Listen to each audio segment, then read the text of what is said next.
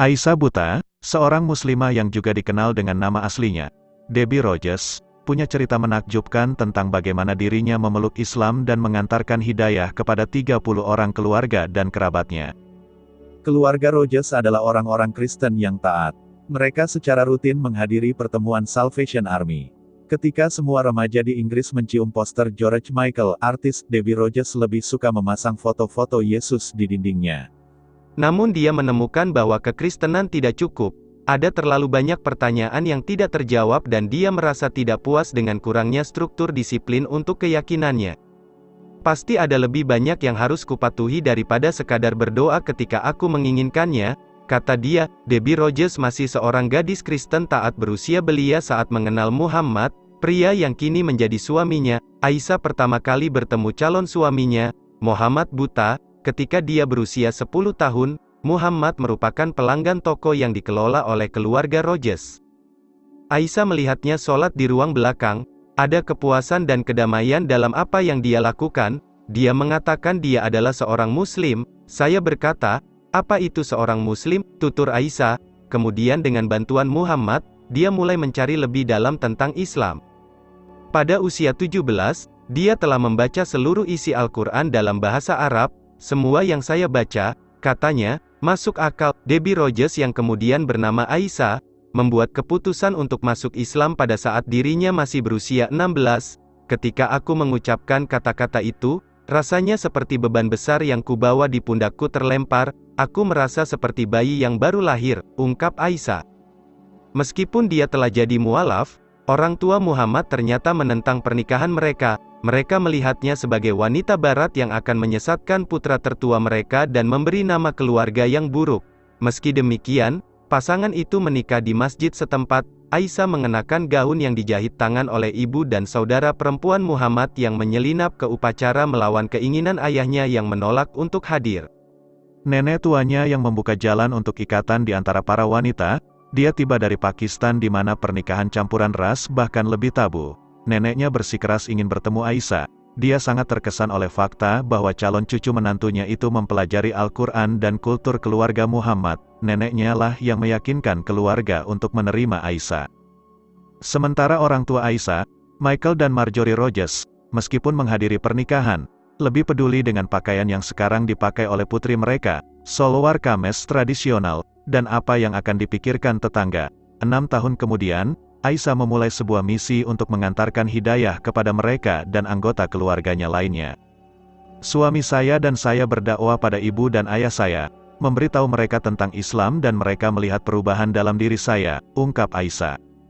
Ibunya segera mengikuti jejaknya.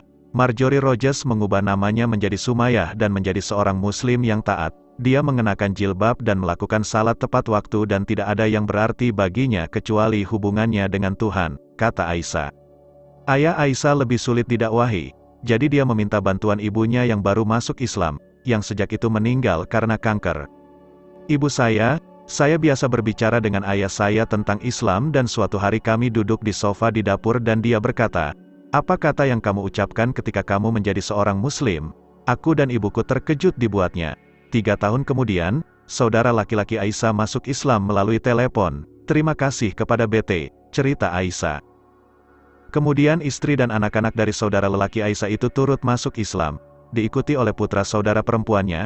Itu tidak berhenti di situ. Setelah keluarganya menjadi mualaf, Aisyah mengalihkan perhatiannya ke lingkungan kediamanannya di Cowcadens, yang penuh dengan deretan flat rumah petak abu-abu. Setiap hari Senin selama 13 tahun terakhir sejak dirinya masuk Islam, Aisyah telah membuka majelis di sana. Islam untuk wanita Skotlandia. Sejauh ini dia telah membantu untuk mengkonversi lebih dari 30 orang. Para wanita datang dari berbagai latar belakang yang membingungkan. Trudy, seorang dosen di Universitas Glasgow dan mantan Katolik, menghadiri kelas-kelas Aisyah murni karena dia ditugaskan untuk melakukan penelitian. Tetapi setelah 6 bulan belajar, dia pindah agama. Kekristenan penuh dengan inkonsistensi logis. Saya tahu dia mulai terpengaruh oleh pembicaraan, kata Aisyah. Bagaimana dia bisa tahu? Aku tidak tahu, itu hanya perasaan. Kelas-kelas itu termasuk gadis-gadis muslim yang tergoda oleh cita-cita barat dan kebutuhan akan keselamatan. mempraktikkan wanita muslim yang menginginkan forum terbuka untuk diskusi menolak mereka di masjid yang didominasi pria setempat, dan mereka yang hanya tertarik pada Islam. Suaminya, Muhammad Buta, tampaknya tidak begitu terdorong untuk mengubah pemuda Skotlandia menjadi saudara muslim.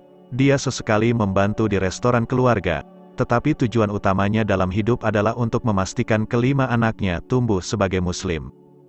Yang tertua, Safia, hampir 14, alhamdulillah, tidak membenci majlis. Suatu hari dia bertemu seorang wanita di jalan dan membawa belanjaannya.